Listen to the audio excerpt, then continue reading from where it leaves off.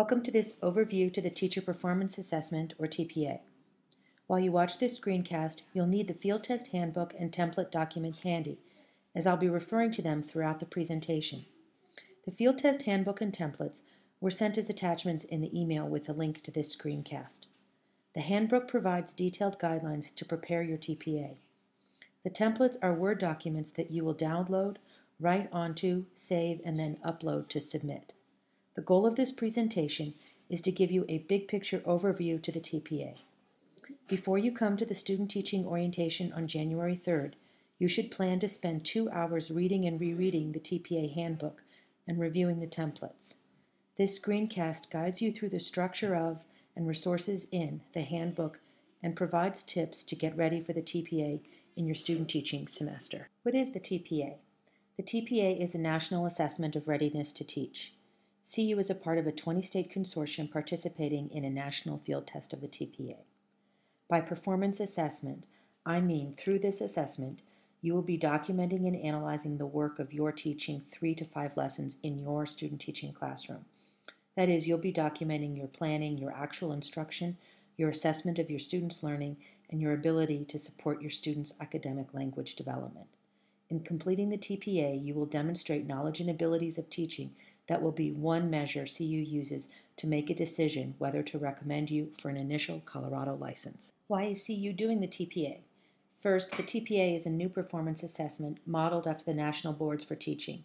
To be a board-certified teacher is one of the highest honors possible. The TPA, thus, is an ambitious effort to build an assessment that sets a rigorous national standard for entry into the profession. Second, we think the TPA is a more meaningful performance assessment than the one CU has been using over the last 10 years. So far, CU students who have piloted the TPA have found it makes them think about the craft of their teaching. They find the experience useful. Third, in doing the TPA, you will demonstrate and showcase your current abilities as a beginning teacher, and you will receive a nationally benchmarked score on your teaching performance. Fourth, the TPA prepares you for the kind of evaluation environment you will likely encounter as new teachers in Colorado. Finally, we want to launch you on your way to becoming a highly accomplished teacher, one who is aiming toward board certification later in your career. What will you learn? Most importantly, you'll be asked to think deeply about how your teaching practice impacts your students' learning. You'll also have a chance to synthesize and apply what you've learned in the program, and many of you will build some new technology skills. What exactly is the TPA? The TPA is a focused look at 3 to 5 hours of connected instruction, which is likely to be part of a larger unit of instruction. There are 4 tasks comprising the TPA. Within each task, you will provide evidence of teaching practice. Notice this evidence comprises both artifacts of teaching practice, and by that I mean lesson plans, video clips, examples of student work with your feedback on it, along with reflective commentary that has been guided by specific prompts. There are a total of 12 rubrics used to assess evidence of teaching practice presented over the TPA. And finally, throughout the TPA, you will show your ability to assess your students' language abilities, to assess the language demands of the tasks, and to support your students' academic language development through instruction and assessment. The work you did in Education 4023 or 4351 will be directly relevant on this last point. You'll need to be able to accomplish all of the technology skills listed on this slide in order to complete the TPA. In the email that included the link to this screencast you're watching and to the field test handbooks, there was also a link to a technology survey. If you've not already done so, please complete that survey, as your responses will help us plan technology support training workshops in January. The student teaching kickoff begins on January 3rd at 8 a.m. Over the break, while things are a little calmer for you, take some time to get ready for the TPA and student teaching. Don't wait until January to start. It's just so much more stressful to choose that path. Complete the technology survey sent in this TPA email. Your responses will help us plan workshops and support you around video recording and other technology skills you'll need for the TPA. You're already watching this screencast, so fantastic. Review thoroughly the field test handbook and templates and bring your questions on January 3rd. We're aiming to have you do the TPA in the first 6 to 8 weeks of the student teaching semester, most likely in the 2nd to 4th week in February. Again, the TPA documents 3 to 5 lessons of connected instruction, so that's really a reasonable goal. Talk with your cooperating teacher if possible. Ask what will be the likely curriculum topics you'll be covering in the middle to the end of February. If possible, get texts, textbooks, instructional materials, and district and curriculum benchmarks before the break ends and take some time with these materials. And finally, gather some materials and resources from your teacher education courses, especially the books or bookmark websites or readings from Education 4023 or 4351, where you talked about supporting students' academic language development and access to learning for English language learners. For example, if you learned about SIOP, find and organize your SIOP materials over the break so you have them handy with you when you start student teaching. The rest of the presentation walks you through the field test handbook, showing you its organization and resources. Have your handbook ready because we'll be flipping through the various sections. After the presentation, you'll need to spend some time reading the handbook entirely and carefully so you understand what artifacts to put together and what commentary prompts to answer within each task and how your evidence of teaching will be evaluated across the TPA. Flip to the table of contents found on page 1. Let's start getting acquainted with the TPA by pausing this presentation to take a few minutes to scan the major headings in the table of contents. As you do, note the similar subheadings for tasks 1 through 4. Now turn to page 3, which summarizes the handbook structure. As a reminder, the TPA documents a learning segment, which is 3 to 5 hours or lessons of connected instruction, and there are 4 tasks that comprise the TPA.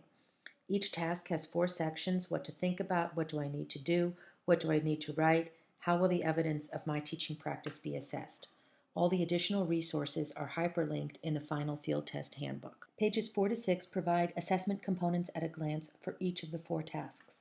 These are helpful advanced organizers that summarize what to do, what to submit, and which rubrics are central in the assessment of each task. You'll find you frequently refer back to these. Now let me break down the organization of each task in the handbook as they follow a predictable pattern. Each task is organized around 4 questions. I'll use task 2 as an example in the next 4 slides to show you the basic organization. So flip to task 2 in your handbook. It should be around page 13. The first question answered for each task is what to think about, and this section in the task orients you to the aims or learning goals for the task. The second question answered for each task is what do I need to do? The steps outlined in the checkboxes are usually organized chronologically. What you want to do is read through all the steps carefully and keep thinking as you do about how what you do in one task relates to what you'll do in another. For example, when you're choosing activities while planning the learning segment in task 1, think carefully about what you have to video record in task 2. The what do I need to write section of each task outlines the prompts you'll answer in the commentary for that task. These prompts are repeated later in the templates. The guidelines in this section tell you exactly how many pages you have for each commentary. For example, the instruction commentary is 4 single-spaced pages. While reading this section for each task, circle the verbs as you go, noting what thinking moves you are being asked to make. For example, are you being asked to explain how, cite, describe how, etc. In addition, underline or note what you think you are being asked to describe, provide evidence for, explain, or analyze. The circling and underlining will help you pay close attention to exactly what's being asked in each commentary. The last question answered in each task description in the handbook is, how will the evidence of my teaching practice be assessed? This part tells you which of the 12 TPA rubrics will be used to assess the artifacts and commentary produced for that specific task. The 12 rubrics for the TPA are found after the glossary section in the handbook. Each rubric has a similar structure, and I'll describe some key features of the rubric structure using rubric 9 as an example. So turn to that. First, each rubric has a focus and essential question. For rubric 9, the focus is analyzing teaching effectiveness, and the essential question is in the brown box, which says, how does the candidate use evidence to evaluate and change teaching practice to meet the varied learning need? Second, each rubric specifies performance levels running from 1 to 5. The levels characterize a progression from early novice to accomplished teacher. And here's a way to think about the levels. Level 1 is not ready to teach. Level 3 is ready to teach with induction level support, and so that is where you should aim to achieve on nearly all rubrics. Levels 4 and 5 describe practices of a veteran teacher to a master teacher, and I've heard some describe Level 5 as, quote, a room where no one lives. That is, even masterful veteran teachers do not live at a 5 every lesson in every day, but veteran teachers live at Level 4 and make regular visits to Level 5. So on most days, a veteran teacher, if we were using this rubric, would demonstrate a Level 4 performance and in some categories a Level 5. The big point that you should take home is that you are not likely to score a 4 or a 5, and that's a bit of a paradigm shift.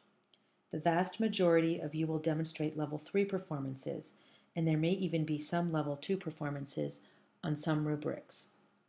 And the idea of landing at a 3 but being able to see where you are headed for a 4 and 5 is to show where you are on a developmental progression from becoming a well-started novice to an accomplished teacher. Third, as you read the descriptions of performance levels, you'll note how the rubrics are additive and analytic and how they move from a teacher focus to a student focus. For example, in the analysis of teaching tasks, one prompt asks you to consider what you would change if you were to reteach the lessons to the same group of students to improve their learning. So when a scorer reviews your response to that prompt, they would rate it a Level 1, as in not ready to teach, if the changes proposed don't relate to students and their learning. They would rate it a Level 2 if the proposals focus on technical features of teaching, such as directions and time management. Then a Level 3 would be used if the teacher is beginning to look at collective learning. And Levels 4 and 5 show a teacher who is looking not just at the collective students, but at individual students in an increasingly more differentiated way. So to summarize, as you look at the other 11 rubrics in the TPA, you'll see these same key features. You'll notice a focus, an essential question, and performance levels that tease out an analytical progression that moves you towards more sophisticated practice and that shifts your focus from one on the teacher to a focus on individual students. The glossary of terms is found after Task 4 and is hyperlinked throughout the document. The glossary explains key terms such as academic language or central focus of a learning segment, etc. Many of the glossary terms describe or explain features of academic language, so it can be a helpful resource. The final pages of the handbook provide evidence charts. Evidence charts summarize both what to submit for each task and the specifications for file format, naming protocols, file length, and text formatting. With regard to text formatting, I note, for example, that all TPA commentaries need to be written in Arial 11 font. These standardized specifications are important as they ensure an efficient functional upload of the TPA tasks to the Pearson platform, which is where you'll submit your final TPA. I note that overall, you will submit 25 pages of single-spaced commentary in your TPA, and that commentary does include the prompts themselves. In addition, you'll submit supporting artifacts such as lesson plans, video clips, and student work with your feedback on it. Now that I've walked you through all of the elements of the handbook from the table of contents down to artifacts and commentary specifications, I want to take a moment to talk about the templates. This slide shows part of a template. Templates are Word documents you will download, write onto, save, and then upload to submit. Each has the same structure, and I'll use Task 2B instruction commentary as an example. The brown box provides specific instructions about how to use the template, text formatting instructions, page length, and the file format instructions. The bold numbered items are the specific prompts you respond to, and these correspond to those in the What Do I Need to Write section of each task. The red shows where you will insert your text. And while the TPA results in 25 pages of written text, the genre is not a research project or an extended essay. The writing task is to provide focused, incisive responses to specific prompts, and the prompts will press for description, explanation, and analysis of your teaching and your students' learning. This concludes the overview to the TPA and to the TPA Field Test Handbook. You're ready to review thoroughly the TPA Handbook, and we're looking forward to seeing you bright and early on January 3rd.